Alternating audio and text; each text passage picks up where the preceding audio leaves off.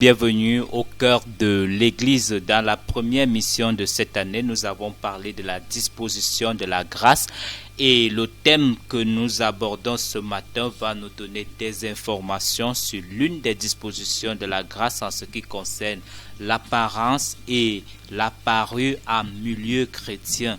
Quelles sont les recommandations, voire les instructions que la parole de Dieu nous donne à propos, en d'autres termes, l'apparence et la parure comptent-elles pour le salut des chrétiens? Notre invité ce matin, c'est le serviteur de Dieu Boadé. Bonjour, serviteur.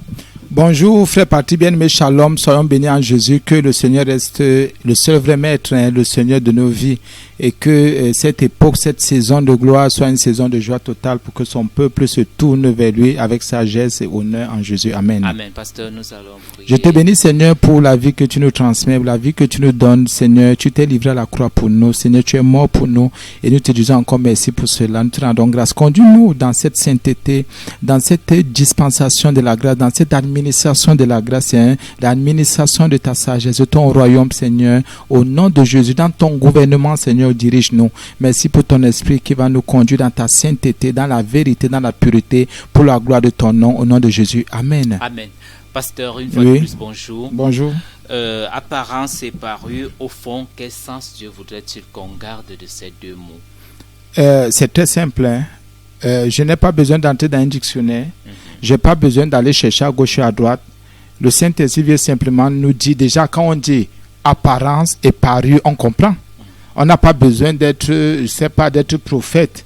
L'apparence, simplement, c'est ce que je vois à l'œil nu, physiquement. C'est le physique que je vois. Dans l'apparence, je vais prendre un exemple très simple. L'apparence, c'est ce que je montre aussi. N'est-ce pas? Ce que je montre, c'est ça l'apparence. Or, la parure, c'est ce que je revêt, ce que je porte. C'est deux choses différentes. Pas comme par la grâce de Dieu, j'en parlais quelque part. Il y a des serviteurs de Dieu qui ne veulent pas entrer dans un genre de détails. Il y a des serviteurs de Dieu qui ne veulent pas dire la vérité aux enfants de Dieu. Et comme les enfants de Dieu sont comme ils sont, c'est vrai, par la grâce de Dieu, on a fait une émission là-dessus, sur l'apparence, mais le Seigneur n'avait pas encore révélé qu'il y a une différence entre l'apparence et la parure. Or, on se rend compte qu'au niveau de l'apparence, il y a des choses, quelqu'un peut montrer, on va voir tout à l'heure, l'apparence, quelqu'un peut montrer, l'apparence peut être je suis costaud, je suis gros, je suis mince, je suis brun, donc je montre quelque chose, comme on va aussi voir dans Colossiens comment quelqu'un peut montrer une apparence d'humilité. Donc ce qu'on voit à l'œil, il montre physiquement. C'est différent maintenant de la parure. La parure peut être extérieure comme elle peut être intérieure, mais c'est les deux. Or, l'apparence intérieure, on ne voit pas. L'apparence se voit seulement à l'extérieur. Et c'est alors ce que les gens aujourd'hui on développe. Au lieu de parler de l'apparence, ils parlent de parure. Il y a une différence entre l'apparence et la parure. Il y a une différence, très grande différence. Parce qu'on ne peut que parler de parure, ce qu'on revêt. Or, dans l'apparence, c'est ce qu'on montre, ce que l'autre voit. Ou bien ce qu'on veut montrer. Or, dans ce que je revêt, ce n'est pas toujours ce que je veux montrer.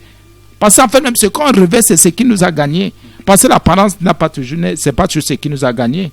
Donc, par la grâce de Dieu, je prends l'exemple d'abord. On va simplement, allons d'abord je prends un exemple très simple. On peut aller comme dans Genèse 41, 21. Je peux lire à partir du verset 20. Les vaches décharnées et laides mangeaient les 7 premières vaches qui étaient grasses. Ça, nous savons, connaissons l'histoire de Joseph. Verset 21. Elles les engloutirent dans leur ventre, sans qu'on s'aperçût qu'elles y furent entrées. Et leur apparence était comment? Laide. Donc, ça veut dire que quand on parle de l'apparence, il faut comprendre qu'il y a le côté de la beauté physique aussi, ou de la laideur. C'est qu'on voit physiquement, l'apparence était comment? Laide. Donc, généralement, quand on dit que quelqu'un est laid, ce n'est pas par rapport à la parure. C'est par rapport à l'apparence. Tel est laid, tel est beau, tel est comme. C'est l'apparence. La Bible dit comment l'apparence de ces vaches était. Laide. L'apparence était. Donc, quand on dit que tel est laid, c'est qu'on a regardé l'apparence. Ce ne sont pas... Est-ce que ce sont les habits qui vont te rendre laid? Je ne crois pas toujours. C'est vrai qu'il y a des habits qui veulent nous rendre un genre, mais non, faisons attention. Faisons attention. Donc, on va voir que en évoluant, on va se rendre compte que les gens parlent trop de l'apparence. Comme on a fait une émission là-dessus, trop de l'apparence. Mais le mot la parure même, ils ne tiennent pas compte de la parure. Ils défendent l'apparence en croyant parler de la parure. Et pourtant que, oh, les femmes qui mettent les foulards sont comme ça, qui s'habillent comme ça, nous qui ne nous traçons pas, nous sommes comme ça. Frère, on n'a pas de ces choses. Donc, que les enfants de Dieu fassent attention aux faux pasteurs, aux faux docteurs, aux faux apôtres et prophètes qui font à ce qu'ils travaillent plus leur apparence. Parce qu'on dit ici que les vaches étaient comment? Elles avaient l'aide. C'est ça l'apparence. Tel est beau, tel est laid, tel est court, tel est ceci. Il y a tellement de choses qui entrent dans l'apparence que ça n'a rien à voir avec l'administration de la grâce. Or, on se rend compte que on va maintenant voir, regardons ça c'est ce qui se passe déjà dans l'autre, je parle de l'autre alliance. On va voir que maintenant dans la grâce, quand on parle de l'apparence, on se rend compte que il y a des gens qui ont muté maintenant. Il y a des gens qui ont muté. Dans l'ancienne alliance, comme ça, physiquement, comme dans Samuel que nous connaissons tous, on sait ce qui se passe aussi par rapport à l'apparence de David par rapport à ses frères. Ils sont grands, ils sont costauds, ils sont militaires, ils sont ceci, cela.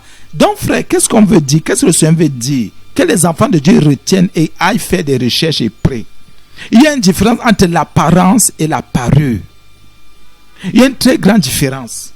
Moi, je dis toujours, est-ce que les gens, quand vous entendez que quelqu'un a soigné, qu'est-ce que les gens soignent en eux? C'est l'apparence qu'on soigne. Écoutez très bien. Oh, les gens confondent soigner et prendre soin. Écoutez très bien. Prendre soin veut dire je nourris, j'entretiens. Mais soigner veut dire que je peux investir des millions et des millions de francs pour mon apparence. Vous allez donc voir un pasteur qui se chaude les cheveux. Vous allez voir un pasteur qui investit pour son apparence. Il soigne son apparence. Donc son apparence est comment? Malade. Donc regardez un peu. C'est pour ça qu'il y a des femmes laides, des hommes laids. Ils soignent leur apparence. Mais en soignant l'apparence, c'est là où on tend vers une parure.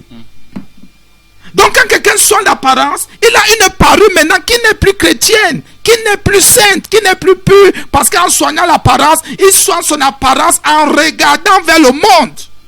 Vers ce qui va plaire au monde pour enlever le lait en lui. Ce qui est laid, ce qui est moche, ce qui est répugnant. Oh, la Bible me dit qu'il faut revêtir. Donc il faut porter. Donc les gens soignent plus leur apparence au lieu de se parer de ce que la Bible dit. On se pare, on revêt, on porte. Et c'est ce qui se passe aujourd'hui. Et les serviteurs de Dieu, les enfants de Dieu, sont plutôt en train de dire aux autres, soignez votre apparence. Oh, la Bible dit de prendre soin de son corps. Il y a une différence entre soigner et prendre soin. Il y a soigner et prendre soin, une différence. Celui qui prend soin, il nourrit, il veille, il garde, il entretient. Ah oui, il ne change pas la nature, il ne défend, il ne dénature pas. Par contre, celui qui soigne son apparence, il peut dénaturer son apparence. Ah oui, bien sûr. Comme ça veut dire qu'il est malade, il voit que sa peau est malade, il faut se décaper. Il voit que ses cheveux sont malades, il faut les choler. Il voit que son visage est comme ça, il faut mettre les fards, il faut mettre le rouge à lèvres. Oui, ça c'est l'apparence aussi.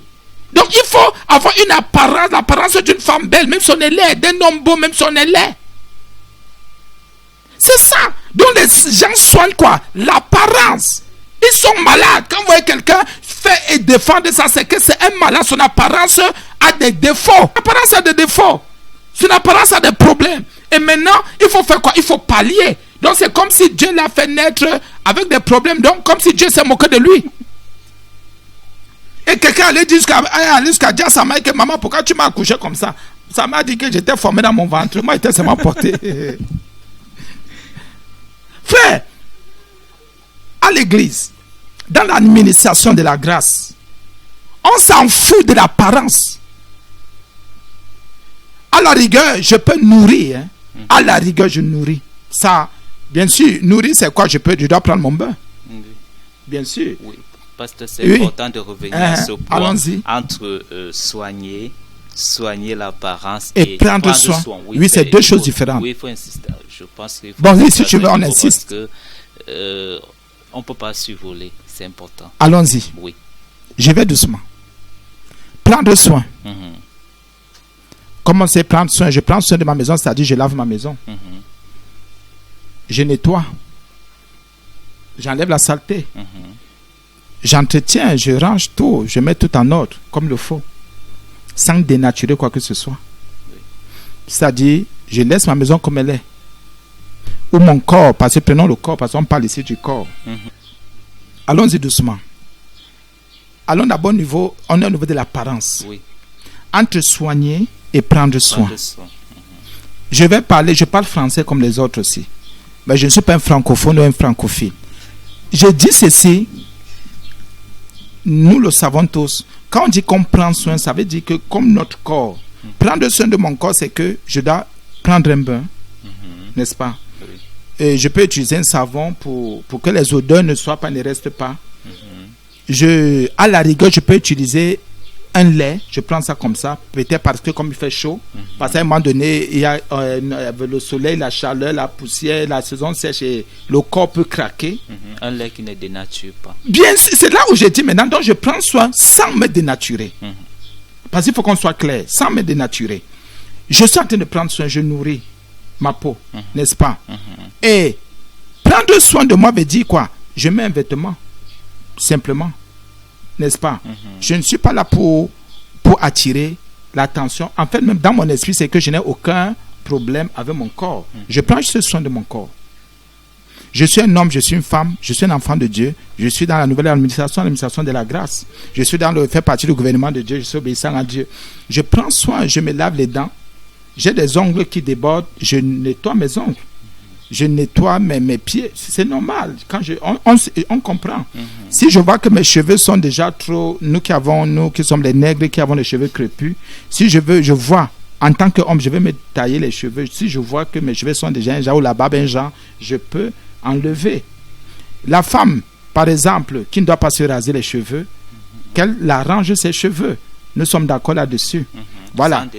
Sans dénaturer les cheveux. Bon, donc on va simplement. Dans tous les cas, je suis en train de prendre soin. Maintenant, soigner. On ne peut que soigner là, il y a une maladie.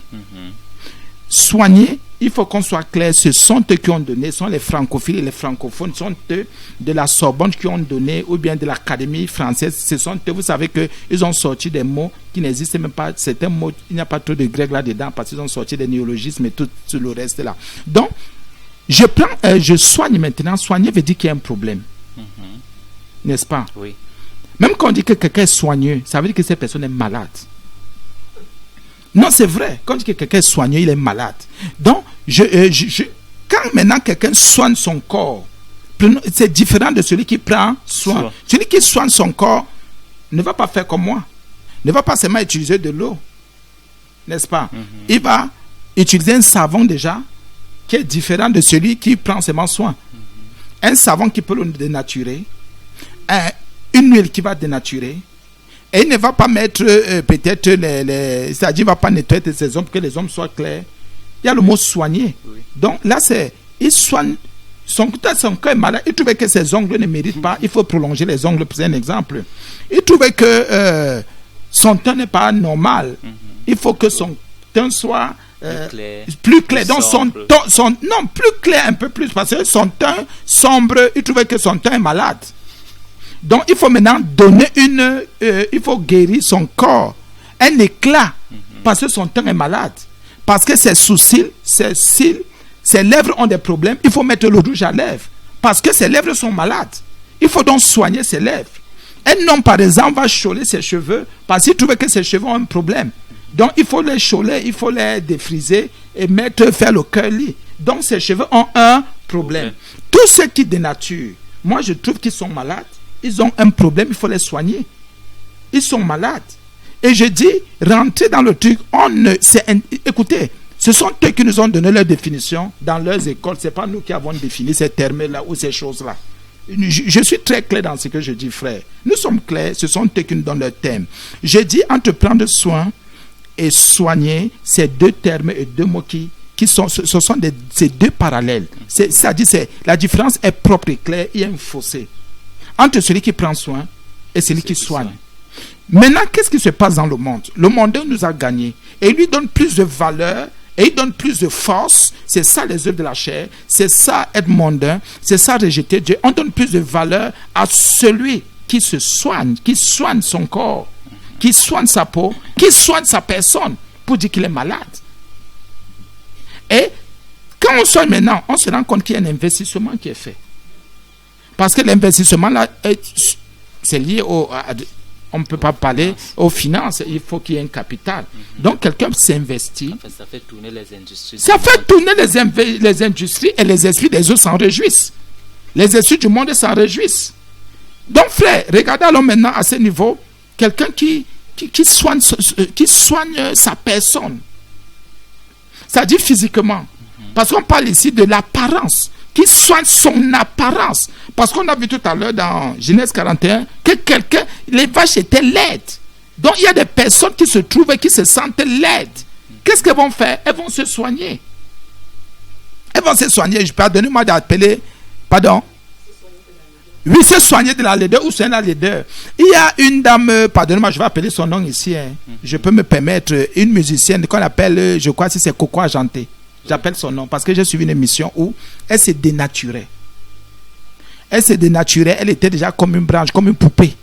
Les gens commençaient à lui dire que comment tu peux te dénaturer jusqu'à ce niveau-là. Vous savez ce qu'elle fait? Elle dit qu'elle allait voir, c'est une émission que j'ai suivie aussi. Elle dit qu'elle allait voir quelqu'un, c'est-à-dire une maison de, je sais pas, qui fait dans les produits de beauté, cosmétiques. On l'a suivi et elle a retrouvé son teint normal, c'est-à-dire noir chocolat. Mais ce qui est bizarre, c'est que elle continue à mettre le reste. Donc pour elle, c'est qu'elle s'est dit que la repentance, c'est retrouver juste sa nature noire chocolat, comme on dit souvent. Oh, ce n'est pas ça. Mais elle continue à garder ses ongles parce qu'elle trouvait que ses ongles sont encore malades. Elle trouvait que ses cheveux ne lui suffisent pas. Il faut donc qu'elle continue à soigner ses cheveux. Mais non, ce n'est pas ça. Oh, quand on dit soigner les cheveux, ce n'est pas ajouter une greffe. Soigner les cheveux, c'est utiliser peut-être des produits pour faire ce que nos cheveux, pour nourrir nos cheveux. C'est pour ça qu'il y a une différence entre prendre soin qui veut dire nourrir et soigner qui veut dire qu'il y a une maladie. Or, les cheveux peuvent aussi avoir une maladie parce que ça peut arriver. Mais comme les cheveux ont aussi la capacité de se restaurer seuls, donc frère, ça veut dire quoi? Les enfants de Dieu aujourd'hui se sont laissés berner, se sont laissés tromper. Et ils n'ont pas fait la différence entre prendre soin et soigner ou se soigner. Je vais te dire quelque part, si j'ai des problèmes de peau, c'est normal que je soigne ma peau. On est d'accord. Il y en a qui ont des problèmes d'acné. Tu peux soigner ta peau. On est d'accord. N'est-ce pas? Pourquoi? Parce qu'à un moment donné, l'acné met mal à l'aise. Mais si tu n'as pas de problème, tu vas soigner quoi? Tu ne devrais que prendre soin. Parce que il faut qu'on soit très clair. On ne peut pas soigner là où il n'y a pas maladie. On ne peut pas dire qu'on guérit là où il n'y a pas maladie. Ce serait mal fait. Donc, aujourd'hui, même au niveau de ces mots-là, parfois c'est dans leur tête. Quelqu'un voit qu'il est court, il commence à mettre les talons pour prendre. Il dit qu'il soigne sa taille. Tu soignes ta taille avec les talons, ce n'est pas possible ça. Puisqu'un jour, tôt ou tard, tu as enlevé les talons, là, ta taille normale va revenir. Donc, écoutez un peu, pardonnez-nous un peu, nous disons ceci. Les enfants de Dieu sont malades, le monde est malade. Tu soignes quoi sur toi? Et c'est pour ça que celles qui ne mettent pas, qui ne s'habillent pas un genre, là, on dit qu'elles sont du ça, on dit que les gens sont villageois. Villageois quoi? Tout le monde n'a pas la même moralité. Ce n'est pas une histoire de mentalité, hein. C'est une histoire de moralité ici. Tout le monde n'a pas la même moralité pour dire que non, c'est ça, je trouve que je ne suis pas très propre. Mais ça, c'est le monde. Bien, mes frères, c'est en Jésus. Qu'est-ce que je te pose la question aujourd'hui? Au nom de Jésus, tu défends quoi? L'apparence ou la parure? Parce que par la grâce de Dieu, nous allons aussi entrer au niveau de la parure.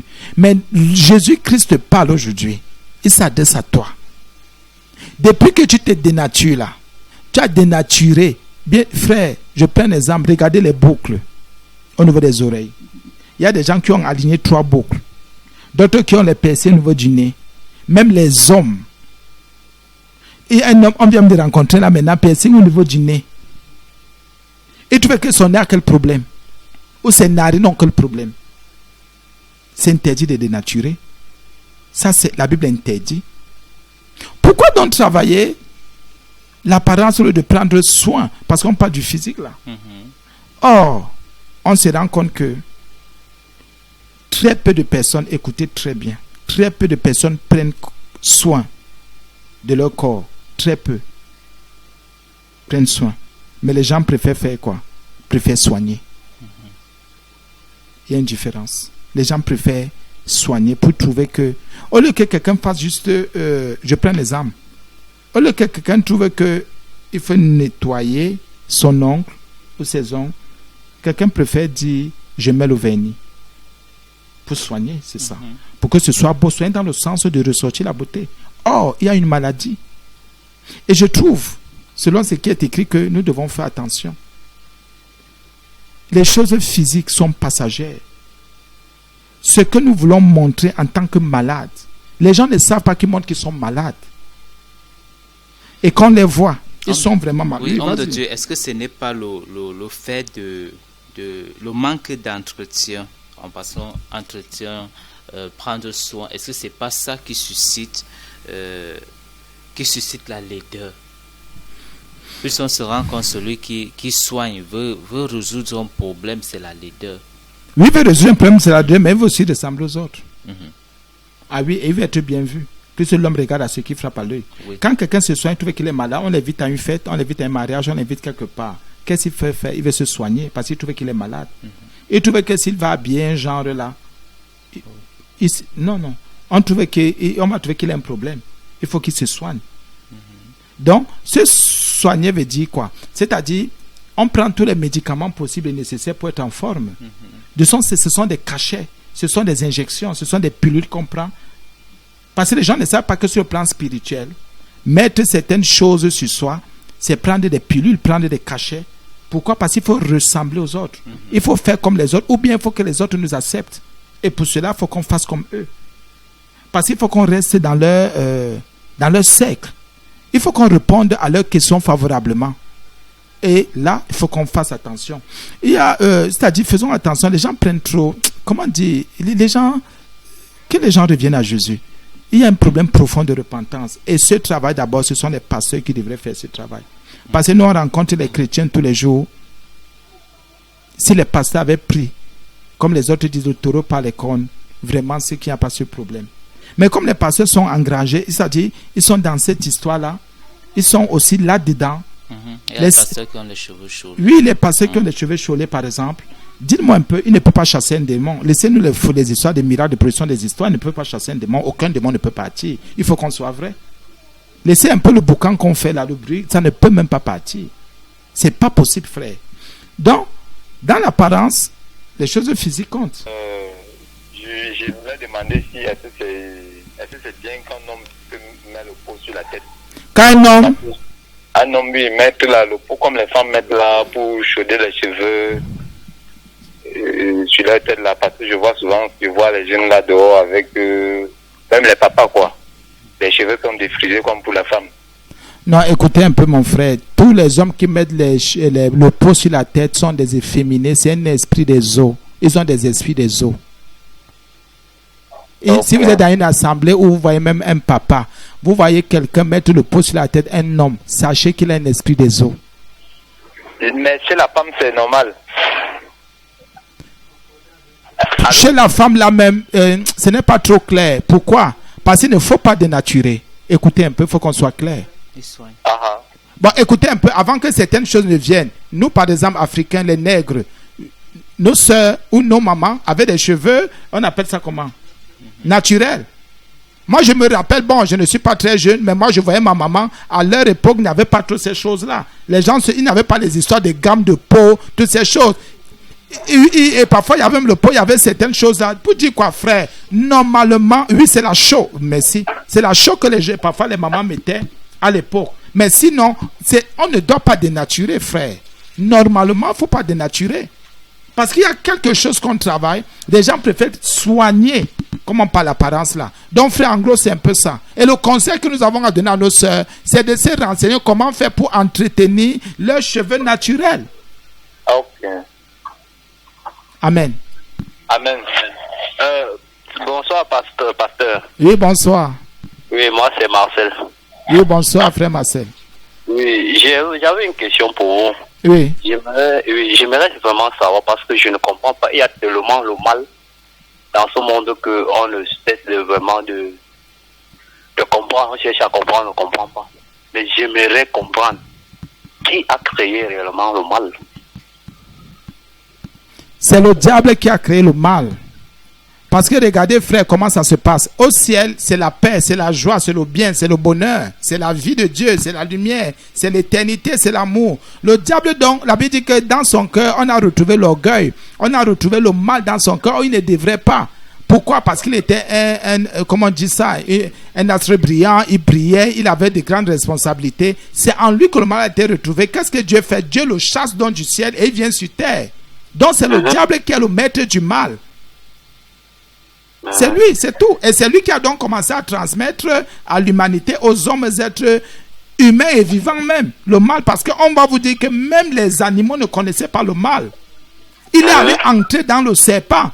Or, à l'époque, même Adam en Éden vivait avec les animaux. Mais il est entré dans le serpent. C'est là où on a commencé à avoir des problèmes même aussi avec les animaux qui peuvent déjà nous attaquer. Sinon, ce n'était pas fait ainsi. Adam a donné les noms des animaux. Et s'il donnait les noms des animaux en l'air, c'est que ces animaux étaient proches de lui. Il pouvait dire, toi, on va t'appeler. Mais dès que le diable est entré dans l'animal, vous voyez, il y a eu décalage, ça a cassé tout une fois. Amen. Amen. Mais pourtant, quand Adam et Ève furent créés, oui. Dieu a mis un arbre de la reconnaissance, c'est plus gros là. Oui, du bien et du mal. Et du mal. Oui. Pourquoi cet arbre du bien et du mal? Le fruit du bien et du mal. Oui, c'était pour apprendre l'obéissance, pour apprendre la soumission à Adam et à Ève. C'était le genre que vous êtes dans le jardin, il y a des choses que vous ne devez jamais toucher. Un peu comme vous pouvez avoir un enfant, vous pouvez avoir des frères, des soeurs, vous travaillez avec des gens. Vous dites ça, ne touchez jamais à ça. Touchez à tout, mais sauf à ça. Et on a grandi dans ces cadres, dans ces conditions. Et c'est toujours comme ça. Il faut susciter l'obéissance. La preuve, il a dit mange de tous les arbres, tous les fruits. Mais à tel ne touche pas. Il y a des choses qui appartiennent à Dieu, qui appartiennent à ceux qu'il ne faut jamais toucher. Un peu comme vous. Si vous travaillez ou si vous êtes en activité, il y a des choses qui appartiennent à Dieu que vous ne devez jamais manger. Hein, mon frère? Comme la libéralité, vous devez donner. Il y a quelque chose que vous avez qui appartient à Dieu, vous ne devez pas toucher. Vous touchez. Le Seigneur fait comme il a fait à Adam. On se comprend. Allô? Oui, vous êtes toujours là. Je suis là. Ah, d'accord. Oui, donc, frère, c'est un peu ça. Donc, l'arbre de la connaissance du bien et du mal, bon. Maintenant, on va élargir un peu. Disons-nous, comme on a le Saint-Esprit, que certainement que ce n'était pas encore le temps ou le moment de toucher cet arbre-là. Adam ne devait pas toucher. Il devait toujours attendre le signal du Seigneur. Tant que le Seigneur n'avait pas dit de toucher, il ne devait pas toucher. Même si c'était après 1 siècle, après 2 siècles, et un peu comme en Israël. En Israël, il y avait les animaux impurs et les animaux purs que Israël ne devait pas manger. Oui. Et celui qui touchait à ces animaux, qui mangeait ces animaux, devenait aussi comment? Impur. Un peu, oui. Voilà, un peu comme aujourd'hui, si le Seigneur dit ne buvez pas, vous allez dans les bars, vous êtes dans l'ivrognerie ou bien l'impudicité ou la débauche. Si vous faites ce qui est interdit, mais le Seigneur vous frappe, il vous touche. Donc ça a toujours été ça depuis le jardin. L'Éternel a toujours mis de côté des choses que son peuple ne doit pas toucher. Voilà, c'est ça. Mais avant que Satan ne soit chassé du ciel, le mal, ça veut dire que le mot mal existait déjà. Non, le mal n'existait pas. L'arbre de la paix, du bien du mal. Non, bon, écoutez, il y a le ciel et il y a la terre. Les cieux ont d'abord été créés selon Genèse. Ah oui, ce sont les cieux qui ont été créés. Mais quand l'Éternel maintenant vient créer l'homme, plus on dit que c'est la Bible nous dit que c'est la dernière création, c'est-à-dire les hommes sont les derniers. Voilà, il est même maintenant dans le jardin. Il est mis dans le jardin. Ça veut dire que même si le Seigneur, par sa grâce, avait mis l'arbre, c'est que, et si le diable est venu entrer dans le serpent, donc vous comprenez que le diable avait déjà accès à la terre. Il avait déjà accès. Avant même qu'il ne soit chassé. Non, plus quand on regarde bien, je ne vais pas dire la généalogie, non, je ne vais pas entrer dans un genre de choses, bien la chronologie. On regarde d'abord, le ciel et la terre sont créés. Il fait et les armées, tout, il a tout créé, l'Éternel a tout créé. Maintenant, il évolue dans la création. Il fut un jour, une nuit, un jour, ainsi de suite, on évolue. Maintenant, quand il vient au niveau de l'homme, il crée l'homme et il dit à l'homme, voici, mange de tous les arbres. On ne parle pas encore, mais toutes les autres créations sont déjà là. Et les créatures sont déjà là. Ça veut dire que même le diable est déjà même créé. Tous les autres sont créés, les anges, les archanges, les chérubins, les séraphins, les 24 vieillards, tous les autres sont déjà là. Maintenant, c'est au niveau de la terre le problème, l'humain, celui que Dieu crée à son image et selon sa ressemblance. C'est lui maintenant le problème. Il lui dit, je t'ai créé, nous t'avons créé, ne touche pas à ceci, appelle la connaissance bien du mal, donc je vais te discipliner. Je voudrais que tu sois dans l'obéissance. Il y a des choses que moi je t'interdis. Donc depuis la création de l'interdiction là, si maintenant, un peu plus tard, on ne nous donne pas le nombre d'années ou le nombre de siècles, on ne nous dit pas après combien de temps le diable vient entrer dans le serpent. Mais ce qui est sûr, ça ne pouvait être qu'après sa chute. Ce qui est sûr, après qu'il soit chassé du ciel. Donc on suppose que pendant que le Seigneur crée et fait toutes ces choses-là, on suppose, ce sont des suppositions, le diable est encore au ciel sans problème. Et Adam aussi sur terre est en train de passer. Quand on voit la création, c'est en 6 jours. Donc pendant ce temps, certainement, on sait que, parce que l'espace du jardin d'Éden ne nous est pas déterminé par la Bible exactement. Donc ce n'est pas exactement déterminé que, oui, c'est ça, ni les jours du diable, ni... Donc on se rend compte que Adam est déjà sur terre et le diable vient maintenant entrer dans le serpent. Donc il avait déjà accès. Il était déjà certainement chassé. Ah oui, certainement chassé. Et il venait donc faire quoi? Il est venu corrompre. Ça veut dire que, en fait, quand je lis dans certaines écritures, on dit que quand Dieu créa l'homme et la femme, bien sûr, oui, il leur donne le pouvoir de gérer tout ce qui se trouve sur terre. Oui, dans le jardin, oui. Dans le jardin d'Éden, pardon. Oui. Bon, et le diable maintenant, en fait, je pense pas qu'il était déjà chassé du ciel. Et qu'on fait comment pour entrer dans le serpent? Oh, le serpent était sur terre. Justement, c'est donc ça, c'est là il y a problématique, puisque je ne comprends pas comment est-ce que il était déjà chassé, parce que sinon pourquoi il entre dans le serpent et il pousse maintenant Adam à violer la parole de Dieu? Ça veut dire qu'il était déjà chassé du ciel, et le mal, parce que le mal au ciel, qu'est-ce qu'on dit dans la Bible au ciel? Il a commencé à monter les anges pour que les anges s'opposent à Dieu. Alors qu'il établi, il était déjà chassé. C'est pour cela qu'il vient se rebeller. Et de la suite, c'est quoi? Vous allez voir, chaque fois que l'Éternel avait choisi quelqu'un pour perpétuer sa création ou bien sa puissance, le diable s'est toujours opposé. On a vu avec les Moïse comment il a tout fait pour continuer les derniers les garçons en Égypte. On a vu avec Jésus comment il a fait. On voit avec tous les autres comment il a fait pour tuer les prophètes. Donc ça veut dire qu'il était déjà chassé. S'il n'était pas chassé, pourquoi alors? Donc la corruption du diable a commencé au ciel. C'est au ciel qu'il a commencé à corrompre avant de venir sur terre. Oui, mais moi, quand je regarde dans ce phénomène, moi je pense que le mal était déjà créé. Et je pense que c'est Dieu qui a créé le mal, et le diable est venu développer son mal. Le diable est venu développer le mal. Non, vous avez bien dit que vous pensez. Ça, c'est une pensée. Écoutez un peu. Si vous dites à votre enfant, ne faites pas ceci, ça ne veut pas dire que c'est vous qui avez créé. Oui, souffrez un peu de m'écouter, pasteur, s'il vous plaît. Oui. La Bible nous dit, tout ce qui se trouve sur terre a été créé par une seule personne qui est Dieu.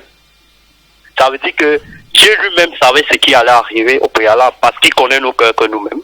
Et avant que l'homme ne pense, avant que tu ne réfléchisses même, il sait sur quoi tu dois réfléchir, avant que tu ne penses même à ça. Oui, oui. Donc ça veut dire que moi, dans ma conception des choses, je me dis, c'est lui qui a créé le mal et le diable est juste venu développer ce mal et l'a propagé sur toute la terre. Non. Ça, c'est ma conception. Oui, c'est votre conception. Écoutez, c'est l'arbre de la connaissance. Il y a le mot connaître. Écoutez bien. Il y a le mot connaître. Donc, tant que quelqu'un ne touche pas, imaginez un peu, regardez un peu comment on dit qu'il y a les 24 vieillards. Il y a au niveau du trône, on parle des animaux par exemple. Oui, vous m'avez convaincu, c'est bon. Non, ce n'est pas ça. Non, on parle de la connaissance, pas de la pratique du mal. On parle de la connaissance du bien et du mal. Donc, l'Éternel peut-être pouvait, c'est ça que j'ai dit quelque part, qu'un jour, l'Éternel pouvait dire à Adam, bon, maintenant mange. Ou bien aux générations qui devaient être après Adam. C'est pour ça que vous vous rendez compte que Adam, normalement, si on regarde, il ne devait pas toucher à cette table-là selon les plans éternels. Pourquoi? Parce que Adam a été créé à l'image et selon la ressemblance de Dieu. Or, Caïn, qui est né après le péché, a été créé ou est né à l'image d'Adam. Parce que le péché était déjà en lui. Donc, l'arbre là pouvait être là sans que personne ne touche à cet arbre. Or, quel est l'arbre que Adam mangeait un peu plus? L'arbre qui lui donnait la vie éternelle. Il n'avait pas besoin de connaître le bien et le mal. Parce qu'il avait la vie éternelle en lui. Un arbre qui mangeait tous les jours.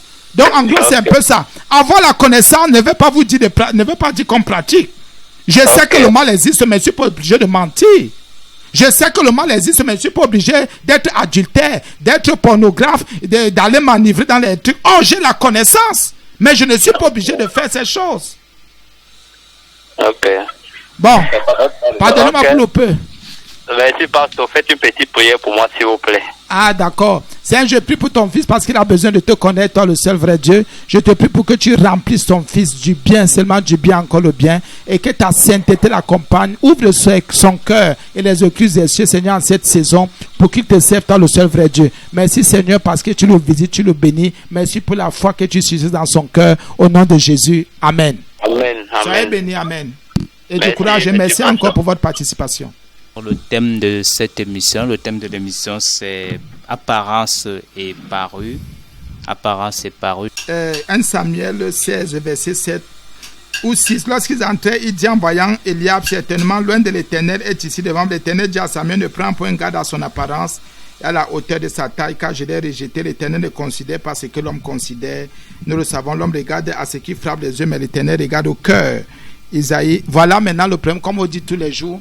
Les gens sont toujours en train de dire le Seigneur regarde au cœur. Ça, c'est quand on va parler tout à l'heure de la parure. Oui, les gens, oui, l'Éternel, il regarde au cœur, il ne regarde pas l'apparence. Voilà, mais le Seigneur, quand on commence à vous dire, le Seigneur ne regarde pas l'apparence, mais il regarde à la parure. Il faut comprendre cela. Il faut que les enfants de Dieu mettent ça en eux. Que le Seigneur ne regarde pas l'apparence, mais il regarde à la parure. C'est très important. Donc, le Seigneur regarde à ce que tu portes, à ce que tu mets sur ton corps. Comment tu prends soin de ton corps, il regarde. Et si tu t'es dénaturé, il regarde. Donc, faites attention à la parure. Donc, nous croyons par Jésus-Christ qu'il faut que les enfants de Dieu fassent attention. Que les enfants de Dieu fassent attention. Faisons attention. Apparence ou parure. C'est là le problème. Voici ici, la Bible dit que non. Laisse son apparence là. On a vu tout à l'heure qu'il y avait une apparence qui était laide. Qu'on peut avoir une apparence qui est belle. Comme on peut avoir une apparence qui est grande, qui est attirante, qui est séduisante. Maintenant, on va dans Ésaïe 53, 2. Il est écrit dans Ésaïe 53, 2. Il s'est élevé devant lui comme une faible plante, comme un rejeton qui sort d'une terre desséchée. Il n'avait ni beauté ni éclat pour attirer nos regards et son aspect n'avait rien pour nous plaire. Ça, c'est l'apparence de Jésus qui est déjà décrite ici. Nous le savons tous. On a enseigné là-dessus. La Bible dit, comme une faible plante. Faible. Il y a quelqu'un peut avoir une apparence faible. On dit comme une faible plante. Ah oui. Donc, quand il y en a qui travaillent des choses, et comme un rejeton qui sort d'une terre comment desséchée, voilà l'apparence. Oui, il n'est pas gros, il n'est pas... Voilà l'apparence. Mais c'est alors ce que les gens travaillent maintenant un peu plus dans les églises, dans les assemblées. Les hommes de Dieu, les serviteurs, les enfants de Dieu défendent plus l'apparence Oh, le Seigneur ne regarde pas. S'il faut voir, nous aujourd'hui, ici là on décrit le Seigneur Jésus. Nous là, nous ne devons pas être dans l'apparence, là on s'en fout, on s'en fiche. C'est la parure à un moment donné que Dieu regarde. Et il va juger les gens en fonction de leur parure. Donc il dit ici, il n'avait ni beauté, ni éclat pour attirer nos regards. Et son aspect n'avait rien pour nous plaire. Son aspect, donc le Jésus que les gens nous décrivent là, oh, ça c'est normalement une prophétie, ça c'est une prophétie qui s'accomplit. Ça veut dire que Jésus n'avait rien pour attirer les regards. Il n'avait rien sur lui pour attirer les regards. Pourquoi nous les serviteurs de Dieu, nous avons sur nous des choses pour attirer les regards? Qui sommes-nous par rapport à Jésus? Pour avoir sur nous des choses pour attirer les regards. On se défile les cheveux, on se chôle les cheveux, on se décape. On met les bagues bizarres pour retenir l'attention. De grosses bagues. On met même, vous voyez d'autres venir prêcher avec des chapeaux même. D'autres qui mettent même, Dieu seul sait, de ces costards, de ces choses. C'est quoi ça? On attire les regards comment? Ça c'est l'apparence. Les hommes de Dieu qui ont les gardes du corps. Les hommes de Dieu qui ont... Pardonnez-moi un peu. Donc, vous voulez... Ça c'est l'apparence. Non, vous savez, Jésus-Christ avait les gardes du corps. La Bible me dit que c'était ses disciples. Donc des gens qui l'enseignaient, des gens qui formaient pour son royaume. On me dit que c'était ses gardes du corps. Finalement, les gens interprètent la parole de Dieu comment? On dit que les disciples, ce sont ceux qui ont suivi, qui suivaient quoi les enseignements. Jésus a dit aux gens, la gardez-moi un jour. Il n'a jamais dit à ces gens, venez me garder. Jamais, au contraire.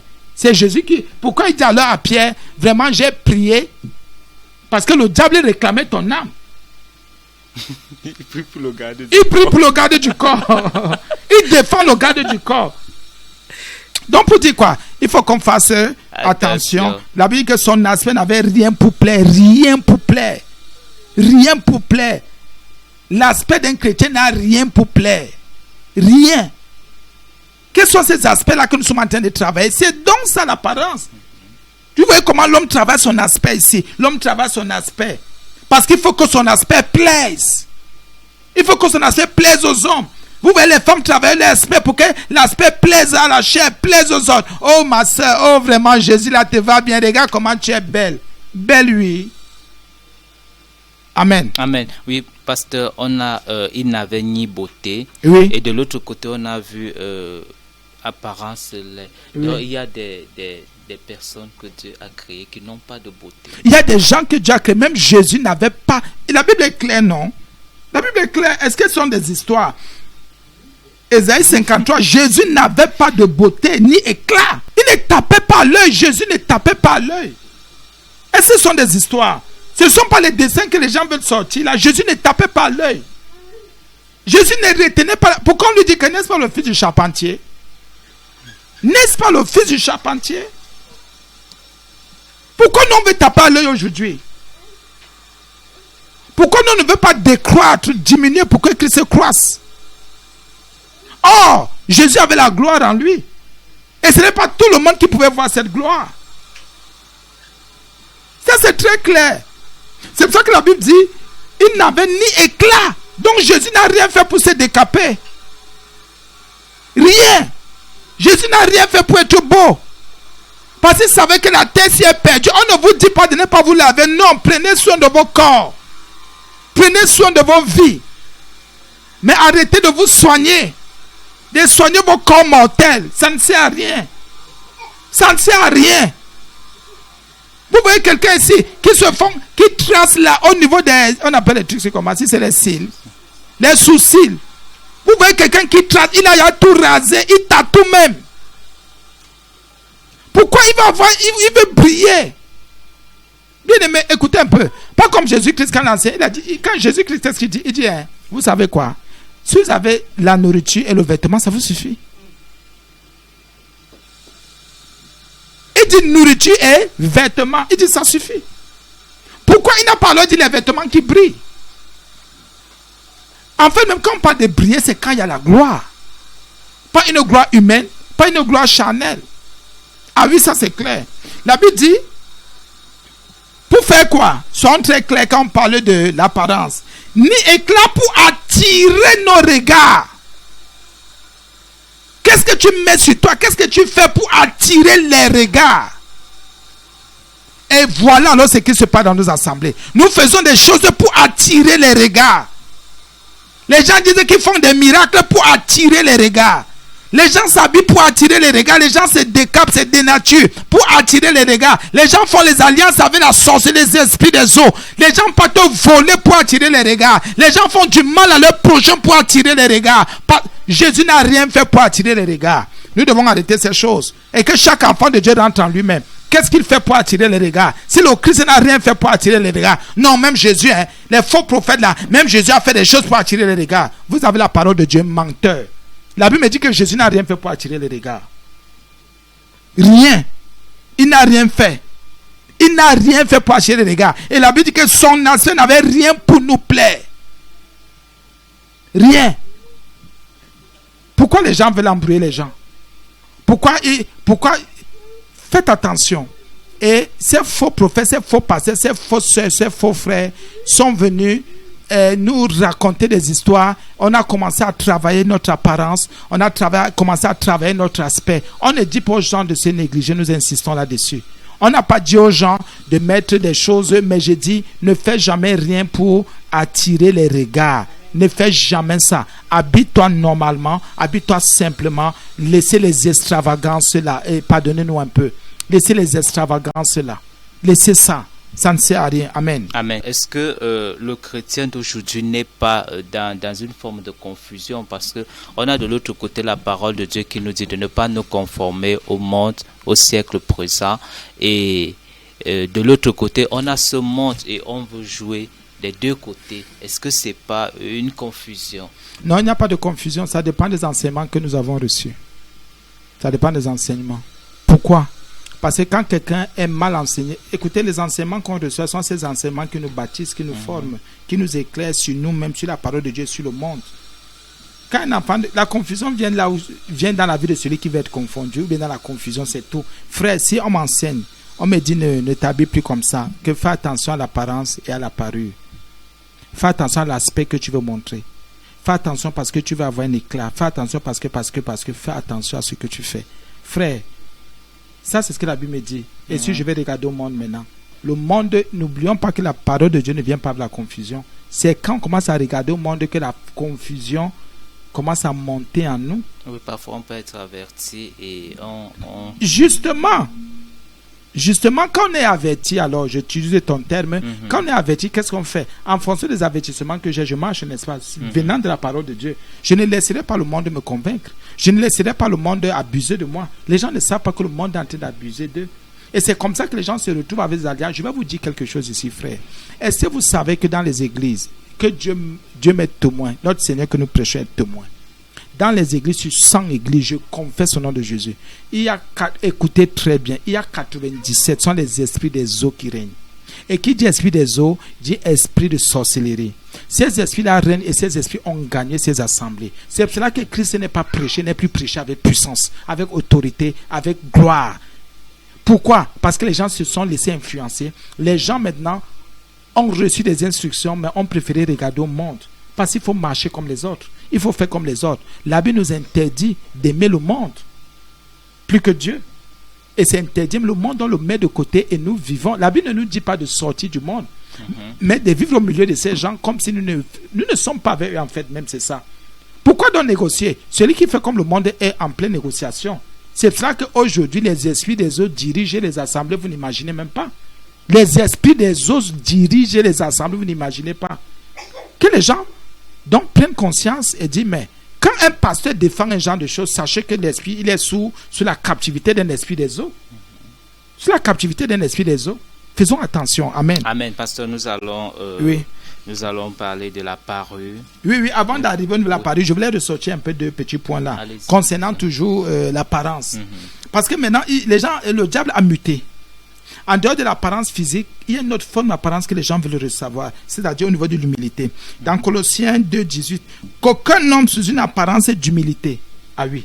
Il y a aussi, parfois les gens veulent souvent montrer un aspect d'humilité. C'est-à-dire que quelqu'un fait comme s'il est humble. Autant qu'en fait, même c'est une apparence. C'est-à-dire que quelqu'un fait comme s'il se rabaisse. Mais en fait, même c'est pour séduire. c'est pour gagner et c'est pour corrompre. Ah oui, faisons attention. Là, c'est soigner. Ça va dans le sens de soigner. Non, ici c'est dans le sens de mentir, de mensonge. En fait, même il ne soigne pas. Peut-être il est devant les gens, il montre qu'il est humble. Pour une situation, il fait comme s'il est humble. C'est une apparence aussi dont les gens ont développé ça. En dehors de l'apparence physique, ils font comme si dans leur cœur ils sont humbles, comme si d'habitude ils sont humbles, comme s'ils ont l'esprit d'humilité. Ils n'ont pas ça, c'est une apparence. C'est-à-dire quelqu'un vous montre, fait comme s'il se rabaisse en toutes choses, autant que dans le fond. C'est un voleur, c'est un bandit. Donc, faisons aussi attention à ce genre de personnes. Parce que celui qui est humble, il est éternellement, comme Jésus-Christ. On a vu comment il est né, on a vu comment il fonctionne. Donc, faisons attention aux gens qui viennent. La Bible dit sous une apparence. Ici, il faut comprendre. Il est sous l'apparence. Sous une apparence. Donc, ici, ça dit c'est l'humilité. Il fait comme s'il est humble. Il prend cette apparence, il se cache. Ah oui, il se cache. Oh, la Bible condamne ça. Même dans, je crois que c'est toujours aussi Colossiens de... je crois que c'est aussi le verset 33 que les gens peuvent lire, ou 23. Les gens peuvent aussi lire ça. Donc faisons attention. Oui, le verset 2, la 33, 23 toujours. Ils ont à la vérité une apparence de sagesse. Une apparence de sagesse. Donc quelqu'un peut montrer un aspect, il peut faire comme s'il est sage. C'est une apparence. Quelqu'un vous montre comme s'il est très intelligent. Quelqu'un vous montre comme s'il est trop fin. Ce n'est qu'une apparence. Il montre. Il montre. Autant qu'à fait même. C'est pas ce qu'il est. C'est un faussaire. Amen. Amen. Bon, maintenant en parlant de la parure. Par exemple, quand un serviteur de Dieu dit je me fais appeler frère. Oui. Oui. Est-ce que c'est une forme d'apparence? C'est l'apparence. Ce sont des bandits, des menteurs. Pardonnez-moi. C'est une apparence d'humilité, bien sûr. C'est ce que la Bible dit. Apparence d'humilité, apparence de sagesse. On a vu Colossiens 2:18. Ce sont des hypocrites. Appelez-moi frère. Appelez-moi seulement de mon nom. Moi, j'ai dit aux gens, appelez-moi de tout ce que vous voulez et comme vous voudrez. Quand ils disaient, appelez-moi frère, c'est pour qu'on ne les indexe pas un jour. Moi, il y en a qui disent que je suis bandit. D'autres disent que je suis voleur. D'autres m'appellent pasteur. D'autres apôtres. D'autres prophètes. D'autres serviteurs. Chacun me donne le nom qu'il veut me donner. Ce n'est que son problème. L'essentiel, c'est le fond que j'ai en moi. La sainteté que Jésus me permet de prêcher, ramener le plus grand nombre à sa personne, à la parole, pour l'éternité, se préparer à sa seconde venue, c'est tout. Donc, c'est vraiment une apparence, ils sont sous une apparence d'humilité. Vous voyez quelqu'un dire, oui, vous voyez quelqu'un dire, non, moi, appelez-moi frère. Et il y en a qui se fâchent même. Quand tu l'appelles maintenant un frère tel, pardon, je ne suis pas ton égal. Mais quand ils viennent aux antennes, ils disent, appelez-moi frère. Non, laissez-nous ça entre nous. Moi, j'ai dit, donnez-moi tous les noms. Donnez-moi tous les noms que vous voudrez. Pardonnez-moi. Hein. Mais si l'apôtre Paul s'est fait appeler apôtre ou serviteur, si je suis serviteur, pourquoi ne pas m'appeler serviteur de Dieu? Où est le problème? C'est Dieu que je sers. Je suis le frère de qui?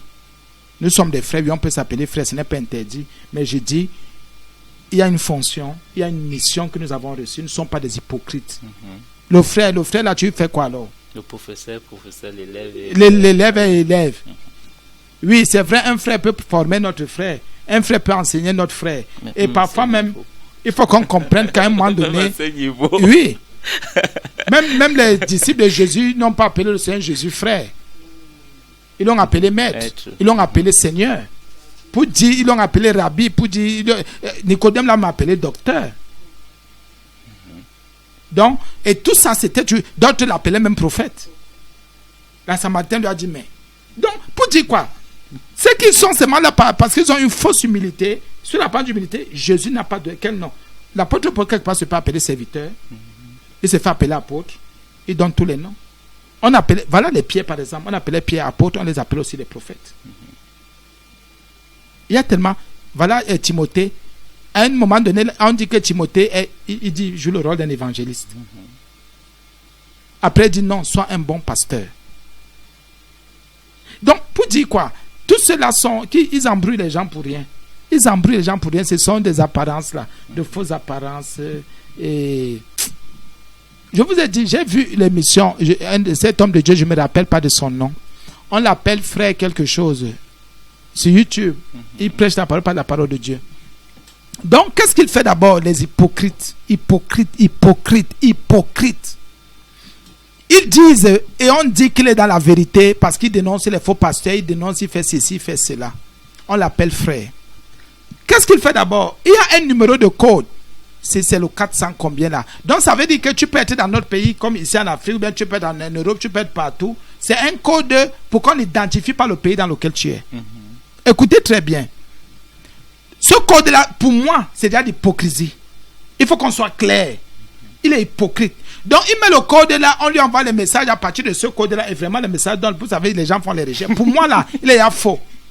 Quand il vient maintenant, écoutez bien, il vient après, on lui envoie les messages, mais depuis là, tu n'as pas fait les émissions. On aime quand tu dénonces tout. Ils ne savent pas qu'à partir le fait de ne même pas dire dans quel pays il est, c'est déjà un faux. Il n'assume pas son identité, il n'assume rien.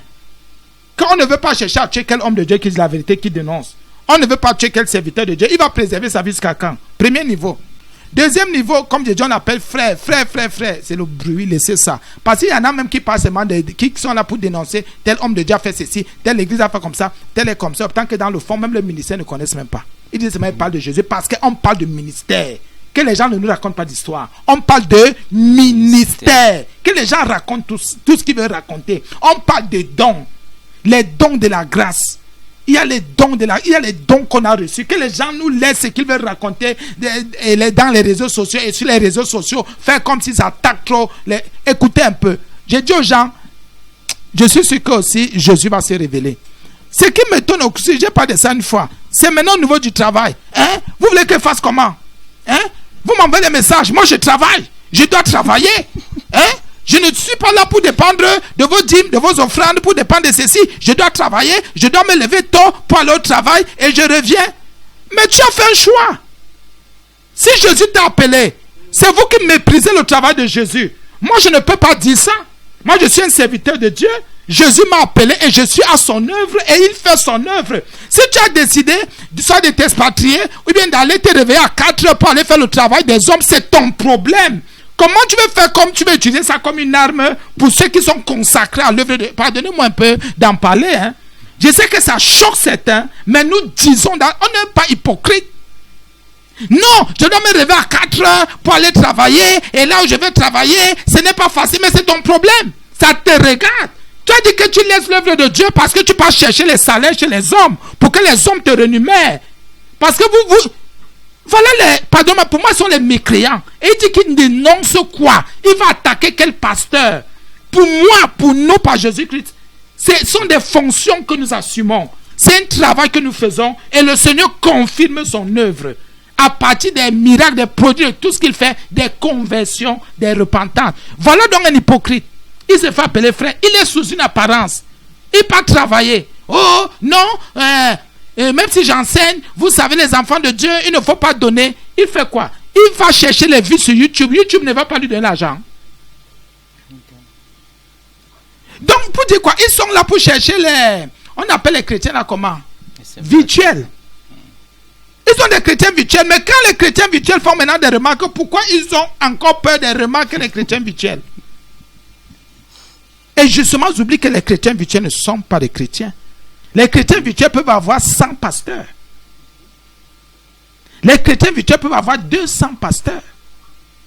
Non, vous savez, j'ai dit, pardonnez-moi, les gens vont comprendre un jour. C'est pour ça que j'ai dit que le Seigneur nous fasse grâce. À partir de métanoïa et de repentance, Jésus va vous parler. Vous savez, le monde nous a amené dans ce genre de choses. Ce n'est pas que je défends des genres de choses, mais je dis aux gens, je ne sais pas ce que, pardonnez-moi un peu, je ne sais pas ce qu'un ministre du monde peut avoir, un corrompu, un franc-maçon chrétien, que nous, ministres de Dieu, on ne peut pas avoir comme grâce que Jésus nous accorde. Et je faisais partie de ces gens-là. Et c'est pour ça qu'aujourd'hui, tu les vois, ils se sont corrompus. Parce que celui qui se lève à 4 heures, il va travailler jusqu'à je ne sais quelle heure, il n'a pas le temps de prier. Il ne peut pas dire qu'il est consacré à Dieu plus que moi. Pardonnez-moi un peu. Il ne peut pas s'occuper des âmes normalement. Et quand il arrive, il ne peut pas donner un enseignement par le Saint-Esprit parce que la fatigue est en lui. Il va venir plutôt parler de son travail, mais il ne peut pas suivre les âmes. Et ils ne peuvent qu'aller parler des âmes virtuelles là. Il faut parler d'âmes virtuelles, des chrétiens virtuels. Mais il faut être sur le terrain, mon frère. Pour certains, les églises, c'est quoi? C'est la caméra. Ce sont les églises dans les chambres. Et je vais vous percer aujourd'hui. Pour certains, ce sont les églises. Ils ont la caméra, ils ont le téléphone. Oh, tel pasteur dit ceci. Oh, tel pasteur comme ça. Oh, ce sont les églises là. Malhonnêtes, bandits, voleurs. C'est vous là. Et ils se cachent dans leur chambre. Tu sais. Taisez-vous, hein. Quand vous n'avez rien à faire, taisez-vous. Voilà vos églises et vos téléphones. Vous dénoncez quoi? Repentez-vous de vos péchés. Et ils passent le temps dans les chambres, ils se cachent. D'autres dans les salons, ils se cachent. Ils montrent, c'est là où ils disent qu'ils entretiennent un peuple. Quel peuple tu entretiens? Va sur le terrain. Va sur le terrain. Ce n'est pas derrière un téléphone pour que YouTube te paye après. Ce n'est pas derrière un téléphone pour que Facebook te donne l'argent. Je ne sais trop qui te donne l'argent que tu vas dire que tu travailles. Et tu peux faire même un travail qui ne glorifie pas le Seigneur. Parfois le travail, même il y a la fraude. Mieux je ne travaille pas, mais je ne fais rien s'il y a corruption. Ça sert à quoi? De faire un travail de murmurer. C'est que le travail est maudit. Je sais pourquoi je dis ces choses. Et je l'ai dit crûment parce que les serviteurs de Dieu, ceux qui se disent serviteurs, sont hypocrites. Ils font semblant. Sous une apparence d'humilité. Et ils sont en train de faire le culte des anges. Bien aimés, occupez-vous. Même, j'ai dit, hein, est-ce que vous savez que ceux qui se cachent derrière les caméras, derrière les téléphones là, ils ne sont rien. Mieux, j'ai une cellule de prière où il n'y a que 3 personnes. Je suis plus grand. J'ai 3 hommes en face de moi. Je suis plus grand que celui qui se cache derrière le téléphone pour dire, oh, tel pasteur comme ça, oh, tel comme ça, oh, Jésus a dit ceci. Tu t'occupes de quelle âme? Les âmes des autres. Et comme il y a aussi les chrétiens qui sont des prostituées, ils écoutent n'importe quoi, n'importe qui. Il y a des irresponsables.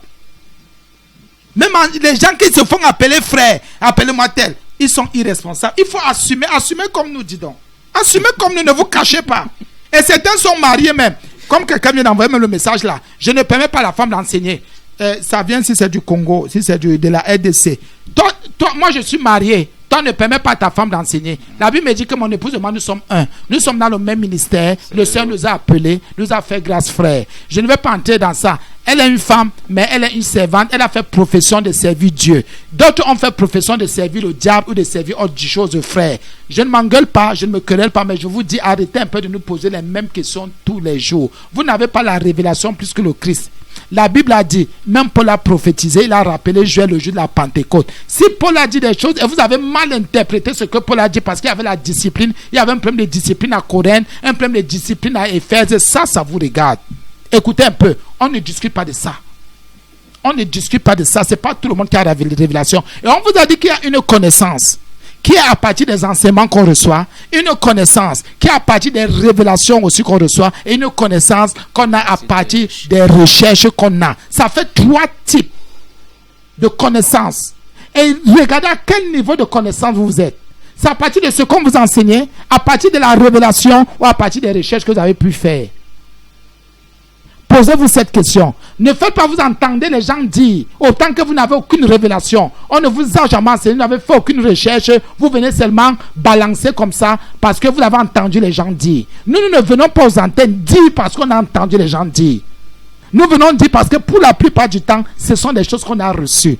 Et là-dessus, faites tout ce que vous faites, dites ce que vous avez à dire, arrêtez-vous là où vous voulez vous arrêter. Nous savons en qui nous avons cru, nous prêchons la sainteté, la repentance, la pureté, la vie de Jésus, la vie digne. Donc faites ce que vous avez à faire et c'est très clair. Amen. Amen. Merci pasteur, nous allons parler de la parure. Oui, la parure. La parure. La parure c'est un vêtement, c'est ce qu'on met, c'est ce qu'on porte, puisque se parer c'est porter. C'est mettre, c'est revêtir. Amen. Amen. 1 Pierre 3. Que nous connaissons très bien. Femmes, soyez de même soumises à vos maris, afin que si quelques-uns n'obéissent pas à la parole, qu'ils soient gagnés sans parole par la conduite de leurs femmes. Amen. Amen. En voyant votre manière de vivre chaste et réservée. C'est bon. Maintenant, le verset 3. J'ai enseigné là-dessus ici plusieurs fois. On parle de la parure. Il y a une parure intérieure et une parure extérieure. Une parure extérieure et une parure intérieure. C'est très important. Or, c'est différent de l'apparence.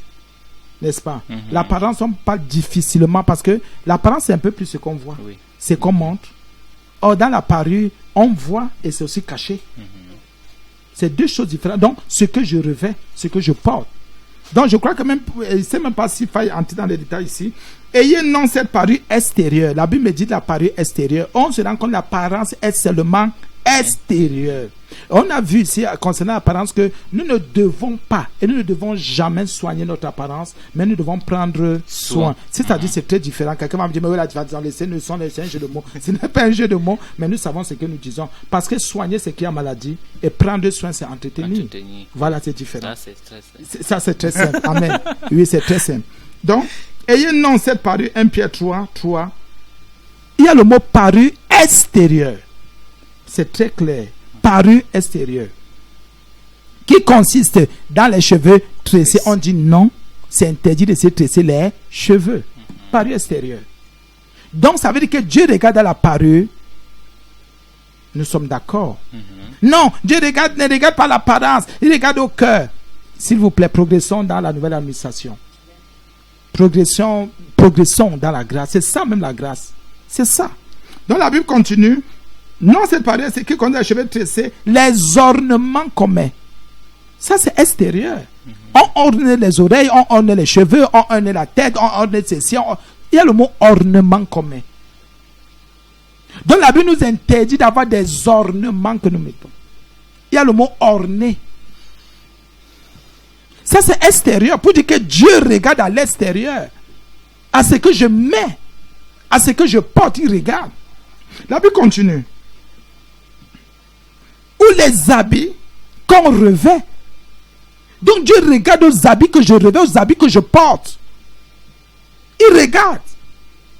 Or ici, on se rend compte qu'il y a une différence entre la parure et l'apparence. Lui et l'apparence. Il y a une différence. On a vu que l'apparence peut être laide. On peut avoir une fausse apparence, une apparence d'humilité, ça dit sous, ça dit ce sont des fausses choses. On voit que quelqu'un peut travailler son apparence. Ah oui, parce qu'il est malade. Et regardez, et comme on explique, une fois il y a une coiffure là dehors, les gens rasent le bord. Et il laisse une touche de cheveux au milieu là. Il défriche le dessus. Entre nous. Si ce n'est pas la folie, c'est quoi? Ils ne sont pas malades. Non, mais c'est vrai, ils sont des malades. Ils soignent quoi sur eux là? Et vous allez aussi voir les enfants de Dieu faire les mêmes choses. Dites-moi si ce n'est pas un démon. Ils appellent ça, si c'est la crête. La crête est liée à quoi? C'est pas un animal. Donc ils sont le coq. C'est un animal. C'est un esprit animal. Donc il y a des choses qui viennent du monde des ténèbres comme ça. Et quand on le voit marcher, on la voit marcher, on sait que c'est un coq, une poule qui marche. Bon, d'abord, les poules n'ont même pas de crête. C'est vrai, frère. Il faut faire attention. Et quand vous voyez une femme qui a ce genre de choses sur la tête, vous comprenez qu'elle a un esprit masculin. Elle a un esprit d'homme. C'est sûr qu'elle fait les couches de nuit aux gens. Parce qu'il n'y a jamais rien pour rien. Et l'apparence compte beaucoup. Parce que quand quelqu'un commence à soigner son apparence, on comprend que c'est un esprit de folie qui a commencé. Moi, je vous dis, j'ai vu une femme qui faisait, à l'époque, il y avait un savon qui avait un nom là, j'ai même oublié. Le caribou. Elle écrase le caribou, elle met au feu. Le caribou, elle mélange deux, trois choses, ça commence à cuire et elle met ça sur sa peau. Elle met ça sur sa peau, ça commence à brûler sa peau. Je dis, Seigneur, c'est quoi ça? Pourquoi? Parce qu'il fallait qu'elle se décape, qu'elle se dénature. Et vous imaginez ce que les femmes peuvent faire et les hommes peuvent faire. Non. La Bible dit jamais. Donc, la Bible dit les habits qu'on revêt. La Bible dit non, on interdit. Il faut que je fasse attention à ce que moi, femme, j'ai sur la tête, même homme aussi. Hein. Je ne me tresse pas. Oui, je ne me tresse pas. Parce qu'on a des cheveux tressés. Oui, je ne me tresse pas. Sur la tête, là, je ne mets pas ça. Mais je vais vivre comment? Il faut plaire à Dieu. Écoutez, nous sommes sur terre pour un temps. Mais au ciel, c'est éternellement. Il faut qu'on fasse bien un choix. Non, mon mari dit ceci, que je prends un exemple. Je fais ce témoignage, une dame qui m'a appelé de Boya, elle m'envoie le message pour dire que son mari a dit qu'il faut le divorcer si elle ne met pas la greffe. Pour dire que beaucoup de maris vont aussi envoyer leurs femmes en enfer parce qu'ils sont perdus. Et j'ai répondu sincèrement, honnêtement, je disais à la dame, tout dépend de votre foi. Mais faites ce que votre mari vous dit de faire. Je crois qu'elle a compris. Elle a dit Amen. Pour dire qu'elle n'attendait que ça. Non, il faut qu'on soit vrai. On dit la vérité ici. Ah oui, c'est vrai. Parce que si le verset 1 et 2 sont appliqués, une femme qui applique le verset 1 et 2, le cœur de son mari baisse. C'est vrai que aussi le diable, qu'est-ce qu'il fait? Il appuie aussi l'autre pour dire à l'autre que, t'as dit, nous le savons tous, le diable passe beaucoup par les hommes comme il peut passer par les femmes pour que nos conjoints soient mal à l'aise, pour que l'autre soit mal à l'aise. Le diable va pomper et c'est là où il va maintenant, c'est là où l'homme va maintenant insister pour dire c'est comme ça que lui qui ne sortait jamais avec toi, il commence à susciter les sorties. Lui qui ne t'offrait pas les choses, il commence à t'offrir les greffes, t'offrir les chaussures, t'offrir les habits. Lui qui ne te donnait pas de l'argent pour aller te coiffer, c'est là il commence à te donner de l'argent pour aller te coiffer. Ah oui, c'est vrai. Ce que je vous dis là, frère, même les pasteurs sont contre cette histoire. Je vais faire un témoignage ici que nous avons notre soeur qui a ce problème. Son papa est pasteur, j'ai déjà parlé de ça ici. Son papa est dans une assemblée de séduction, de mensonges. Et il interdit à sa fille de venir à l'église parce que sa fille dit je me dépouille. Et il dit qu'il prêche la parole de Dieu et il dit qu'il marche avec le col pastoral. Pourquoi? Parce que les gens sont contre cette histoire. Les gens veulent seulement au Seigneur Jésus. Les gens sont là pour défendre. Il faut soigner l'apparence.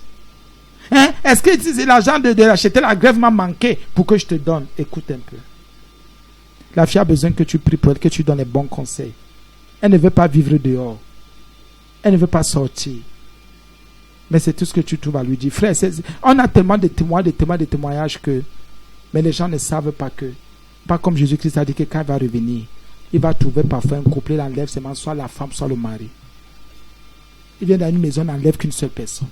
Parce que les gens sont hypocrites. Je voudrais qu'on lève l'équivoque ici, oui. Parce qu'il y a prendre soin et ornement. Oui. Pour qu'on ne se dise pas que orner veut dire prendre soin. Non, entre nous, orner ne veut pas dire. Orner veut dire, prenons ça comme ça, rendre beau. Ou très beau. Oui. Parce qu'on dit on ne rend même pas bon, on rend très beau. C'est ce que orner veut dire. Ça rentre dans soigner. Mais c'est ça, soigner. C'est ça.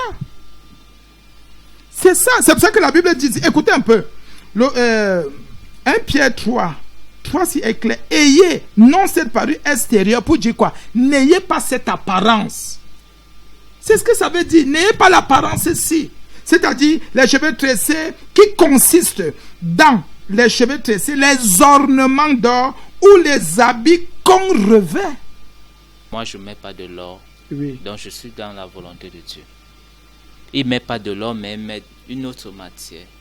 Oh non, entre nous, soyons vrais quand même. Mais parce qu'il y a les boucles en plastique. Oui, il y a les boucles en plastique, c'est vrai, en argent même aussi. Ce sont les ornements, sont vrais quand même. Les chaînes, arrêtons de jouer aussi avec les mots. Arrêtons de jouer avec les mots. D'abord, arrêtons de jouer.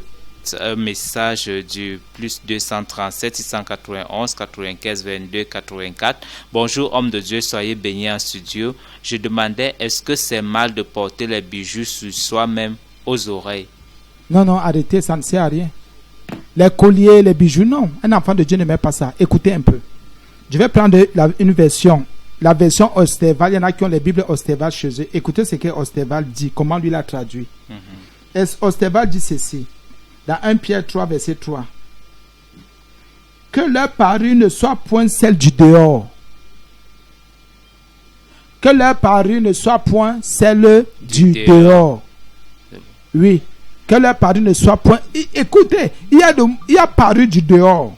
Que leur parure ne soit point celle du dehors. Celle du dehors. La frissure des cheveux. Osterval utilise le mot frissure des cheveux, des ornements d'or ou des habits somptueux. David va même plus loin. Il lui dit ceci: vous dont la parure ne doit pas être une parure extérieure qui consiste à avoir les cheveux tressés et à être parée d'or et habillé de beaux vêtements. Ça veut dire que normalement il faut seulement les vêtements propres.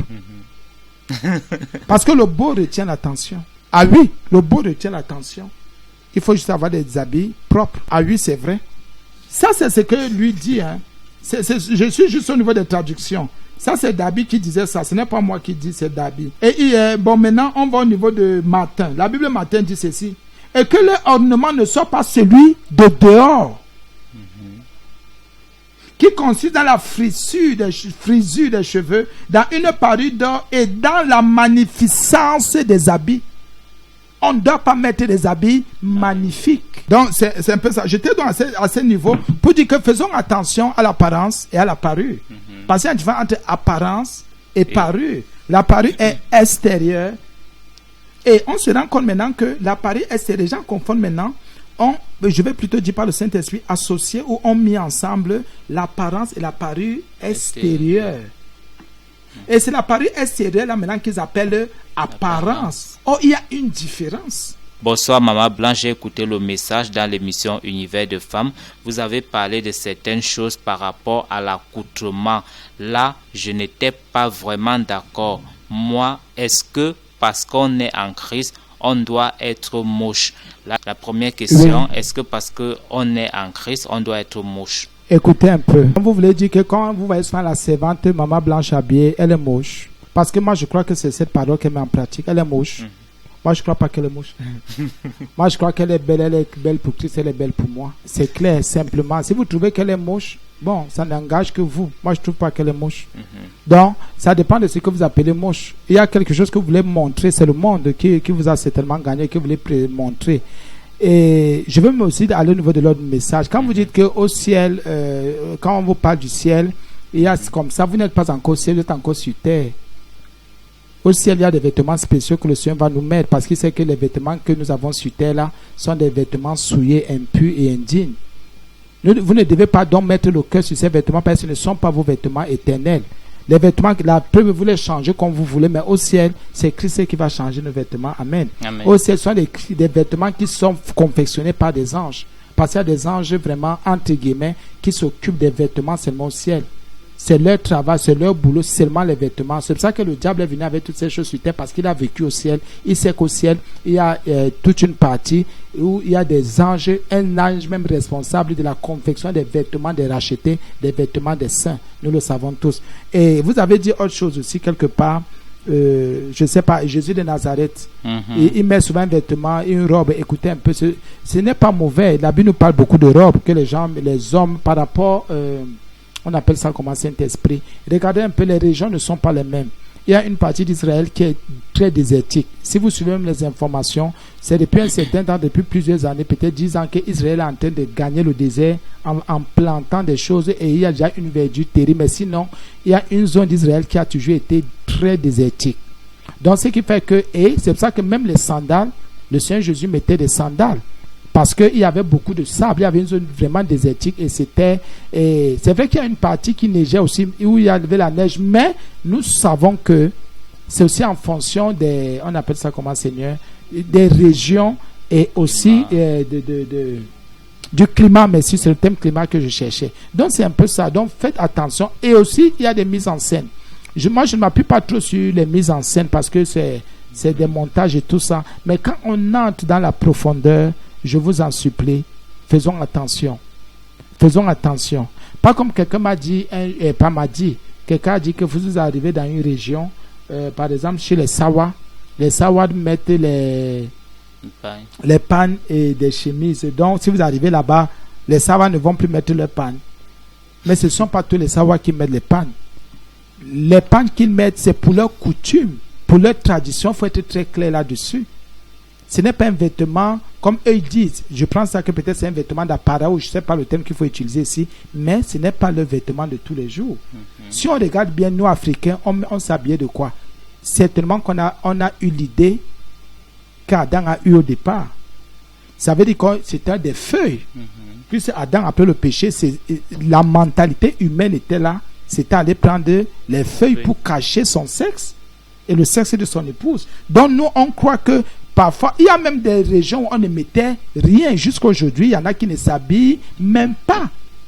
Donc, vous comprenez que comprenez maintenant qu'on ne sait pas bien et que ceux qui sont venus avec l'évangile, s'ils étaient venus avec un évangile vrai, et qu'on n'avait pas dénaturé peut-être notre réseau, c'est-à-dire en venant avec les immeubles, en venant avec ceci, qu'on restait dans notre forêt, il y a un certain type de vêtements qu'on ne devait jamais connaître ou reconnaître, s'il vous plaît.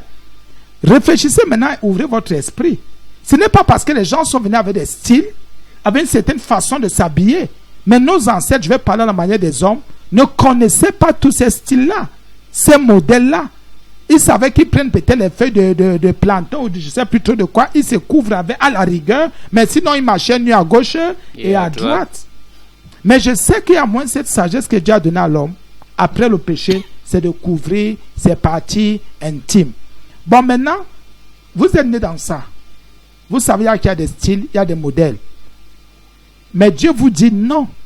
Ne vous attachez pas à ces styles, à ces modèles. Ne les défendez même pas. Et ces styles et ces modèles-là travaillent quoi? L'apparence. Et défendre la parure extérieure. Il faut donc faire attention. Il y a une parure extérieure qui devait être respectée. C'est différent de l'apparence. Parce que Dieu dit que voici la parure extérieure que lui il veut. Qu'il réclame, qu'il exige de ses enfants. Donc faisons attention, sœur. Amen. Amen. Oui, et l'autre message, toujours la même auditrice. Moi, je pense qu'un chrétien qui veut ne plus porter les boucles, les greffes, c'est selon sa conviction. Homme de Dieu, à ce niveau, moi, je voudrais poser la question, la conviction du chrétien dépend de la parole de Dieu ou de ce qu'il a reçu du écoute, monde. là c'est vrai aussi. Il y a une conviction qui est charnelle. Cette conviction n'est pas attachée à la parole de Dieu. Quand on dit la conviction, c'est la foi. C'est une détermination qui est liée à ma foi. Qui est liée à la parole qui a été ensémancée dans mon cœur, à la parole qui est inscrite à moi, à Christ qui m'a gagné.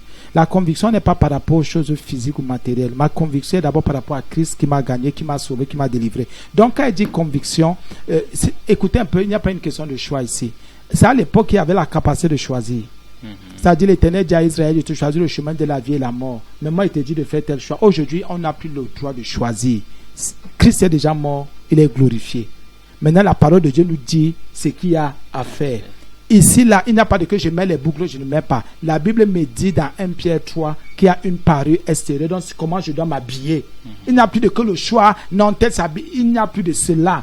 Vous mettez les boucles, on ne vous demande pas. On ne vous dicte rien non plus. Mais on vous donne la volonté de Dieu. Ce que Dieu veut. Parce qu'aujourd'hui, c'est un serviteur, c'est un faux serviteur. Utilise le mot faux parce qu'ils ne veulent pas vous amener à la sanctification. Ils veulent vous faire croire que Dieu ne regarde pas la parure extérieure. Dieu regarde la parure extérieure. Et il a utilisé Pierre. Il a aussi utilisé Paul. Mais les gens interprètent très mal. Ils disaient que non, Dieu ne regarde pas l'apparence. Faites attention, l'apparence est à part et la parure extérieure est à part. Même si les deux font comme si les deux s'emboîtent. Mais dans la parure extérieure, Dieu dit comment il faut s'habiller. Il dit ce qu'il faut mettre et ce qu'il ne faut pas mettre, parce que celui qui l'adore devrait l'adorer en esprit et en vérité. Donc Dieu, même quand tu l'adores, il regarde comment tu es. Écoutez très bien comment tu es habillé. Si tu respectes d'abord sa parure extérieure, et il va regarder aussi à la parure intérieure. Donc quand on parle de l'obéissance de la femme, on regarde aux deux parures. La parure extérieure, parce qu'on se rend compte que les femmes qui se parlent des choses du monde ne sont pas obéissantes, ne sont pas soumises à leur mari. Les femmes qui regardent trop au monde ne sont pas obéissantes. Pourquoi? Le diable s'est caché derrière ses parures pour venir mettre l'insoumission dans le cœur de la femme et endurcir le cœur des maris aussi. Et c'est ça. Dieu dit ce qui est. Donc, bien aimé, vous êtes comme moi, vous qui écoutez, qui nous suivez, vous savez que nous qui sommes chrétiens, la femme a deux parures, comme l'homme aussi. Il y a une parure extérieure et une parure intérieure. Mais le mot clé ici, c'est quand quelqu'un fait profession de servir Dieu. Il faut qu'on comprenne, ce n'est pas tout le monde qui sert Dieu. Comme la sœur qui envoie la question, là, elle ne sert pas encore Dieu. Parce qu'elle est entre... Enfin, c'est pour ça que je vais rappeler ici, la Bible dit ceci, qu'il y a l'homme animal, l'homme charnel et l'homme spirituel. Donc l'homme animal ne comprend même rien du tout. Donc ce qui fait que parfois on peut parler de parure, il ne comprend rien. Il va dire vous parlez de quoi, vous racontez quoi. L'homme animal ne comprendra rien. Donc quand on va parler même de la parure extérieure, non, comment Dieu peut dire ça, comment? C'est l'homme animal, il ne comprend rien. Or l'homme charnel va aussi faire comme la sœur fait, l'homme charnel raisonne. Parce que sa chair est plus forte, les désirs de sa chair sont plus grands. Par contre l'homme spirituel, ou la femme spirituelle, elle dit ce que Dieu dit est vrai. Elle s'accommode, elle se soumet, elle obéit. Donc, pour le aussi à ressortir ces 3 côtés. Et nous, quand nous enseignons, par la grâce de Dieu, par le Saint-Esprit, nous tenons aussi compte. Pour dire que quand on parle là, il y a l'homme animal qui écoute, il y a l'homme charnel qui écoute, il y a aussi l'homme spirituel qui écoute. La plupart des encouragements que nous avons, ce sont les encouragements des hommes spirituels, de ceux qui veulent obéir à Dieu, obéir à sa parole pour avancer. Les charnels nous envoient un peu plus des critiques, des jugements et tout ça. Et les animaux font quoi? Ils ne comprennent rien du tout. Donc parfois même, on se comprend. Pardon, ce n'est pas une insulte, mais j'ai dit ce que Paul a écrit dans Corinthiens pour dire faites attention, et s'adresser aux Corinthiens, que parmi vous, il y a les animaux, il y a les charnels, il y a les spirituels. Amen. Amen. Merci, pasteur. Voilà, avec oui. la parole Oui. Justement. Donc, cette parole-là est très claire. Et nous disons aux enfants de Dieu que, vraiment, ne vous laissez pas abuser. Mais la parole intérieure cachée dans le cœur, même à la maison, les enfants de Dieu peuvent lire, la parole intérieure cachée dans le cœur, la pureté incorruptible d'un esprit doux et paisible. On voit maintenant ce qu'il faut, non? Qui est d'un grand prix devant Dieu. On a enseigné là-dessus, un grand prix. Grand prix, ça compte. Ça compte devant Dieu. Ça veut dire que chaque fois qu'une femme s'habille, un homme s'habille, qu'elle sache que ça compte devant Dieu. La parure extérieure, la parure intérieure compte devant Dieu. Il faut qu'on soit clair. Il y a un mot qui est d'un grand prix.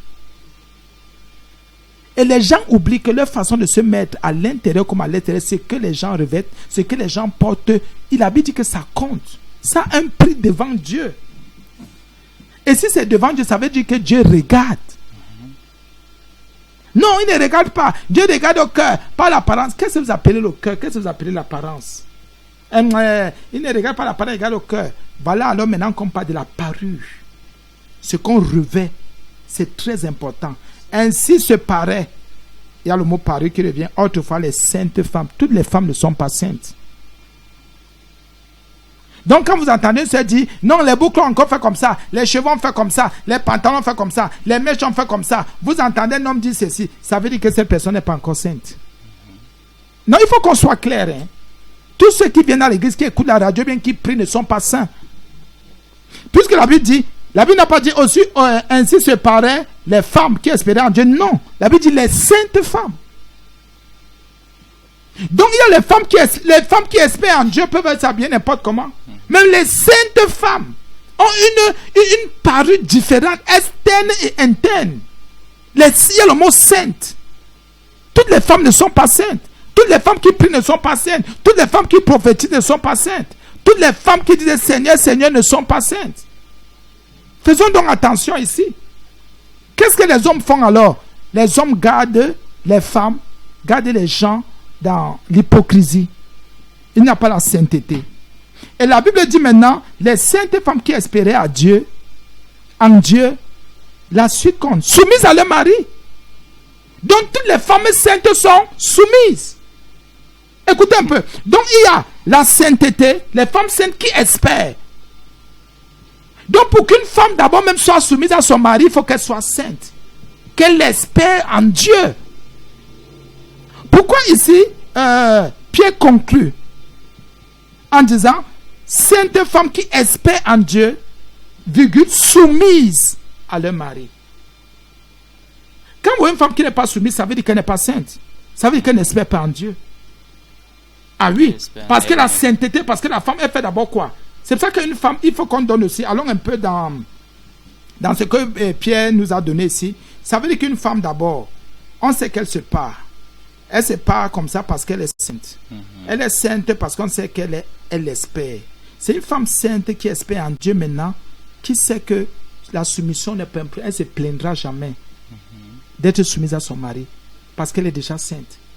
Aucune femme sainte ne peut se plaindre, ne peut dire non, il m'exige trop. Non. Pourquoi elles espèrent déjà en Dieu? Donc Dieu leur parle. Elles savent qu'elles sont devant Dieu. Elles savent ce qu'il faut faire. Donc on dit aux femmes aussi, juste c'est un conseil. Soyez d'abord sainte. Une femme qui n'est pas sainte ne peut pas se soumettre à son mari. Jamais de la vie. Une femme qui n'espère pas en Dieu ne peut pas se soumettre à son mari. Et les femmes veulent d'abord travailler la soumission.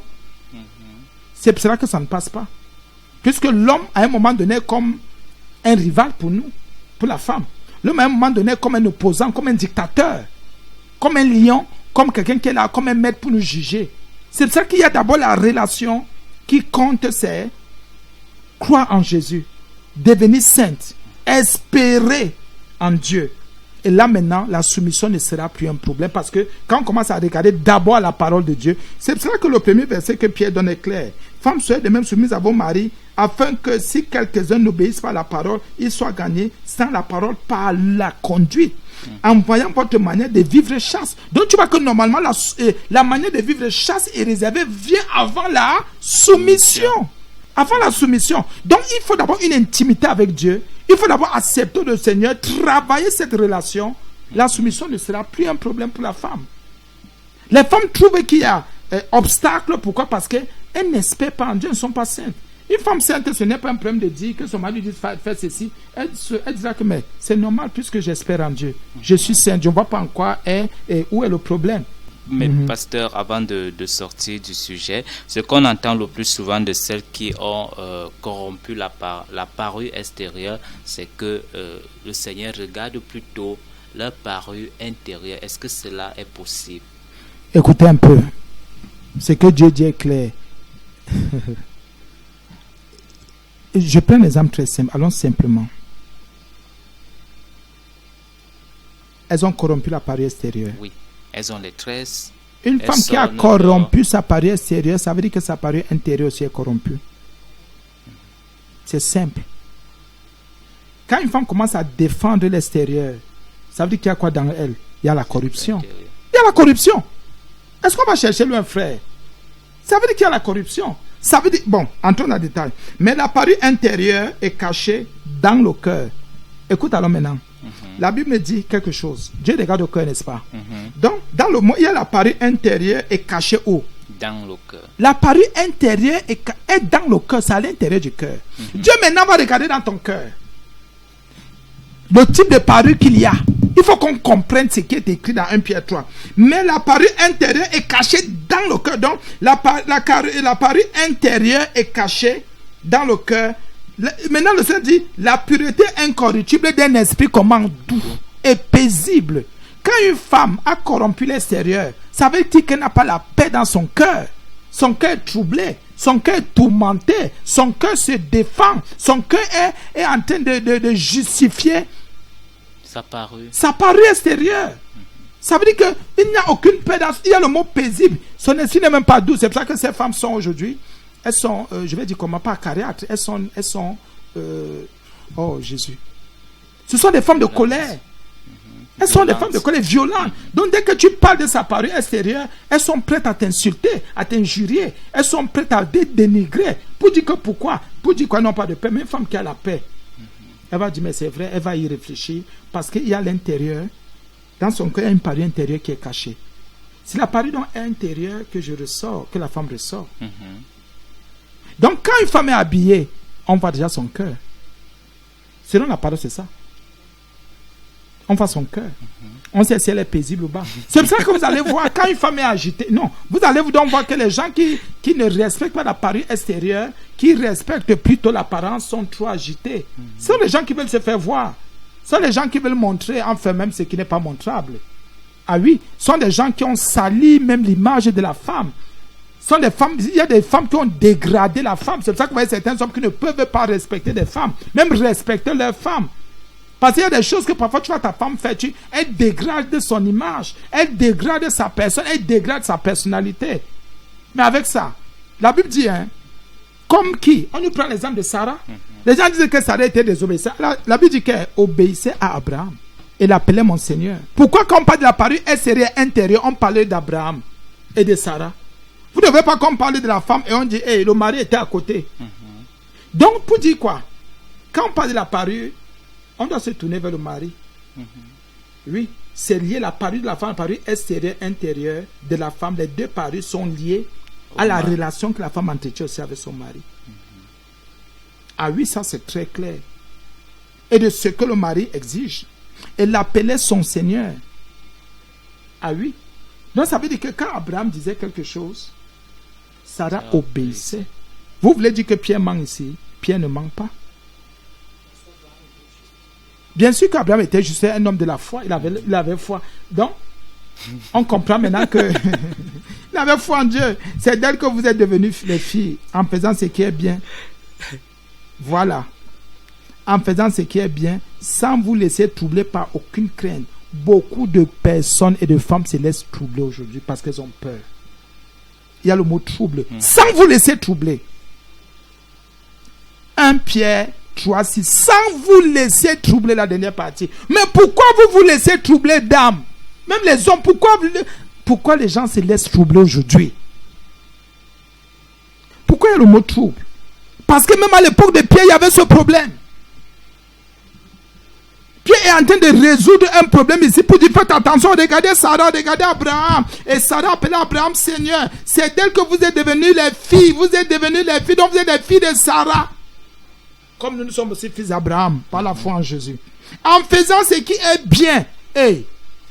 Donc si c'est bien, l'obéissance c'est oui, l'obéissance à la soumission, les parus montrent qu'on fait ce qui est bien. Donc quand une femme s'habille, ça veut dire qu'elle fait ce qui est mal. Quand une femme s'habille mal, ça dit la parure extérieure n'est pas respectée, elle fait ce qui est mal. Mais la Bible dit en faisant ce qui est bien, sans vous laisser troubler par aucune peur, par aucune crainte. Pourquoi les femmes se laissent troubler aujourd'hui? Non, on va dire que c'est une juxa.